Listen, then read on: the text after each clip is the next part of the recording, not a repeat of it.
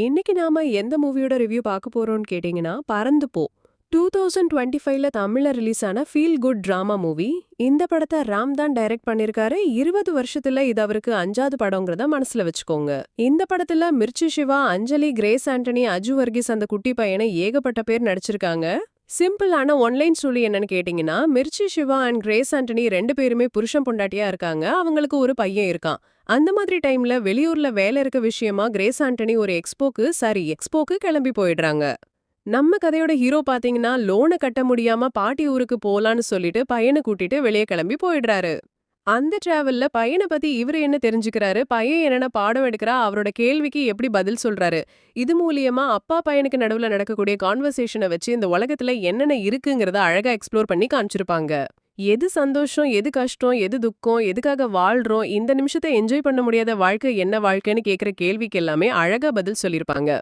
நிம்மதினாவும் ஆரோக்கியமாவும் வாழ்ற வாழ்க்கைக்கு பின்னாடி இருக்கக்கூடிய காரணத்தையுமே லைட்டா டீஸ் பண்ணி ஃபேமிலி டிராமால கதையே இல்லாம கருத்து சொல்லி ஒரு படத்தை எடுத்திருக்காரு. அதுவும் இவ்ளோ காமெடிக்கலான வேலை மிர்ச்சி சிவாவை வச்சு.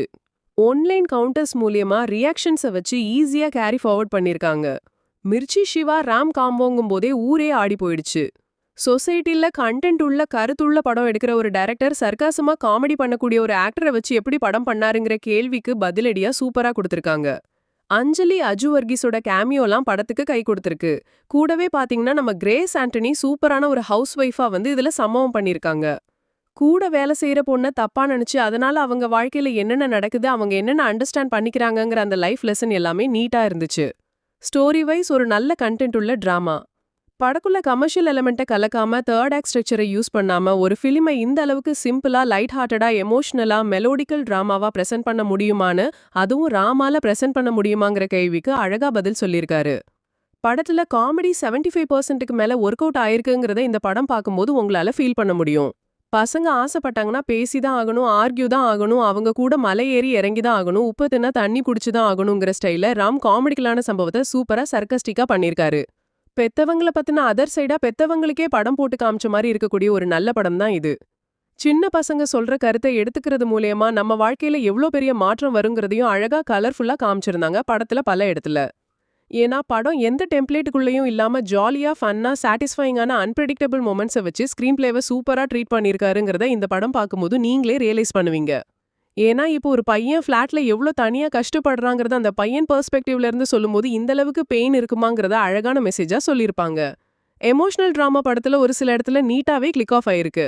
ஏன்னா கருத்தூசி போட்டு மெசேஜ் சொல்லி அட்வைஸ் பண்ணி படம் எடுத்தாலே ஓடாதுங்கும் போது அவளத்தையும் பாசிட்டிவ் நோட்ல சொல்லி அந்த ஃபீல் குட் ஸ்வீட்டா அழகா மூவியை கன்வெர்ட் பண்ணி கொடுத்திருந்தது ரொம்ப ரேரா இருக்குங்க. ஏன்னா கான்ஃபிளிக்ட் இல்லாம, வில்லன் இல்லாம ஒரு கதை பண்ணி உங்களை ஃபீல் பண்ண வச்ச ஒரு நல்ல ரோட் ட்ரிப் டிராமா மூவி தான் நான் உங்களுக்கு சஜஸ்ட் பண்ணுவேன். படத்துல பல சீன்ஸ் இருந்தாலும் எக்ஸ் வீட்டுக்கு போற சீன் சூப்பரா இருந்துச்சு. அப்பா ரிவெஞ்ச் எடுத்துறதுக்காக குட்டி பசங்க பண்ணக்கூடிய விஷயம் எல்லாமே இந்த அளவுக்கு கியூட்டா இருக்குமான்னு கண்டிப்பா நீங்களும் ரியலைஸ் பண்ணுவீங்க. காமெடி சப்ஜெக்டிவா இருக்கும், பல பேத்துக்கு ஒர்க் அவுட் ஆகாம போறதுக்கு வாய்ப்பு இருக்கு. நான் என்ஜாய் பண்ணேன்னு பல ரிவ்யூல சொல்லியிருந்தாலும் இந்த படம் அந்த மாதிரி எந்த சப்ஜெக்டிவ் டேர்ம்ஸ் அண்ட் கண்டிஷனுக்குள்ளேயும் வராததுனால கண்டிப்பா ஃபேமிலி அண்ட் ஃப்ரெண்ட்ஸ் கூட பார்த்து என்ஜாய் பண்ணி செலிப்ரேட் பண்ற மாதிரியான நல்ல மூவின்னு தான் நான் உங்களுக்கு சஜஸ்ட் பண்றதை ரெக்கமெண்ட் பண்றேன்.